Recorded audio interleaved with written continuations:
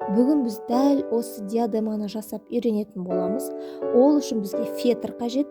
Фетрдан осындай шаблон қиып аламыз. Шетін стразовый лентамен кристалл момент деген клеймен клейлеп шығамыз. Міндетті түрде момент клейдің кристалл деген түрі болу керек. Басқа клей алсаңыздар, ол клей кепкен кезде сарғайып кету мүмкін. Барлық әсемдейтін тастарыңыздың барлығын осы момент кристалл деген клеймен жапсырсаңыздар болады. Не болмаса ыстық клейді пайдаланыңыздар.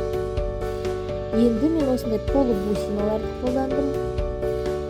Капля түріндегі стразы жабыстырдым.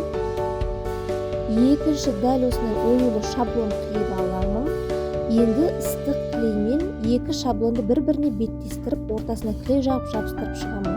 Жапсырған кезде арасына үкіні қойып, бірден жабыстыра кетемін. Бұл біздің диадемамыз формасын сақтап тұру үшін қажет.